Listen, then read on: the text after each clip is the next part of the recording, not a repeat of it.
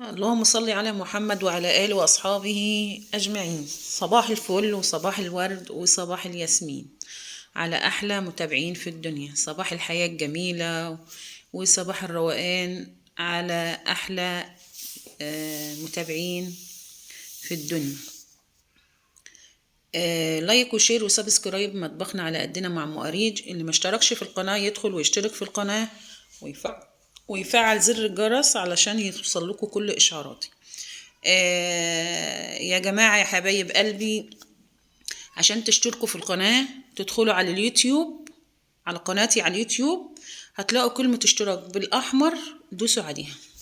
تمام؟ عشان في ناس كتير بتدخل بيقولوا مش عارفين ندخل نشترك لك منين. على كلمة اشتراك بس تدخل على اليوتيوب، على قناتي على اليوتيوب، وتدوس على كلمة اشتراك. تمام؟ هندخل مطبخنا ونسمي الله ونصلي على رسولنا الكريم ونشوف هنعمل ايه. طبعا معايا كوسة وبتنجان.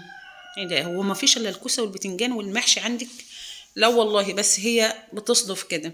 انا لقيت ملوخية جميلة في السوق كده، قلت ان نجرب الملوخية اللي بيقولوا على الكبة. هنشوف مع بعض الملوخية اللي على الكبة هتبقى عاملة ازاي، طعمها ايه. هنوصل للنتيجة بتاعتها سوا. تمام؟ المهم معايا بتنجان وكوسة مقوراهم. طبعا انا وريتكم كم مرة تسبيكة المحشي.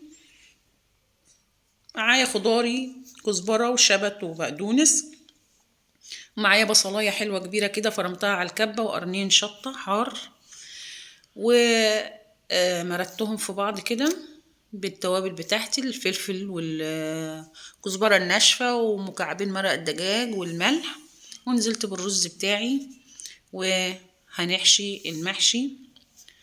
دي الحلة اللي هحشي فيها، حطيت فيها العروق اللي بتطلع من الخضار، ما برميهاش، بحطها في قعر الحلة عشان خاطر بتنكه برضو. تمام؟ يعني ما بحبش نرمي حاجة. البتنجانية كده تخليها، بصوا انا بوريكم، ما بتبقاش مليانة علشان الرز ياخد راحته ويستوي براحته جوه البتنجانية او جوه الكوسة او كده. احنا هنسيب المحشي يتحشي براحته بره عشان خاطر وقت الفيديو. معايا بطاية حلوة كده بلدي، ومعايا فرخ بلدي، هنشوف نعمل فيهم ايه. طبعا في الكبة بصلة فرمتها، حطيت عليها فلفل اسود، شوية كمون، مكعب مرق دجاج والملح بتاعي، وحشيت البطة والفرخة بتاعتي بالمرتة دي. تمام؟ بتنكهها وتخلي نفسها جميل، طعم زمان وريحة زمان. تمام كده زي الفل. طبعا انا هديهم صدمة على النار. حطيت حلتي على البوتاجاز، معلقة سمنة بلدي، وهيتقدحوا كويس او يسخنوا كويس، وانزل بالبطة والفرخة بتاعتي. تمام؟ اديهم صدمة. طبعا وانا مجهزة برضو الخضار بتاعي، بصل، طماطم، جزر، عشان ايه؟ انزل بيهم على البط والفراخ. الطريقة دي جميلة والله، هي تقليدية بس فعلا احنا بنحس فيها بريحة زمان والنفس بتاع امهاتنا واجدادنا وكده. جبت الخضار بتاعه اهو، هنزل بيه وهنكه البط بتاعنا. تمام؟ احلى شوربة تعملي بها المحشي هي شوربة البط. في ناس كتير تقولك احنا ما بنحبش شوربة البط او ما نحبش المحشي بشوربة البط، بس هي احلى محشي فعلا تاكليه بشوربة البط. تمام؟ نزلت بالخضار بتاعي، فلفل اسود، مكعب مرق دجاج، وشوية كمون وشوية ملح، ومعايا طبعا ليمونة بعصرها طبعا على البط اثناء ما بيستوي اهو. انا بعتبر الليمون الفريش ده حلو برضو جميل، ما بيخليش زفارة، الشوربة ريحتها حلوة. بس قرب ما تيجي تستوي كده بطلع الليمونة من الشوربة عشان ما تمررهاش. تمام؟ تمام. سيبها بقى ايه، انا كنت غالية مية اهو في الكتل، زودتها وهزود تاني على فكرة، احط الكتل مرة تانية وهزودها واسيبها تعيش حياتها مع نفسها ونشوف هنعمل ايه. الحلة دي اللي فيها مكانها الصلصة دي مكان الصلصة بتاعت الايه المحشي. انا مرضتش اغسلها، قلت هنعمل عليها الملوخية بتاعتنا بقى اللي ايه فرمينها عكب. طبعا انا نزلت بمعلقة توم صغيرة، حطيت فيها شوربة طبعا على مكان الصلصة، معلقة توم ومعلقة هريسة شطة، أو عندكم شطة حمرا ماشي، فلفل أحمر ماشي، اللي متاح عندكم أو اللي بتحبوه حار أو بارد على حسب اختياركم. تمام. أنا هنقلها قدام الكاميرا كده عشان تشوفوها أهي. يبقى ظبطنا الشوربة بتاعت الملوخية، والملوخية بتاعتنا مفرومة ناعمة خضرة جميلة. هننزل بيها في الشوربة ونفككها براحتنا كده في الشوربة طول ما هي على البوتاجاز كده، بنفكك فيها علشان خاطر ما تبقاش فيها حاجة مكلكعة او كده. فككوها كلها. بصوا هي لونها جميل بصراحة، لونها خضرة وجميل. طبعا احنا خلاص يعني خلاص الملوخية الخضرة ما بقتش موجودة، يعني خلاص روحت، يعني ما بقتش موجودة في السوق قد كده. تمام.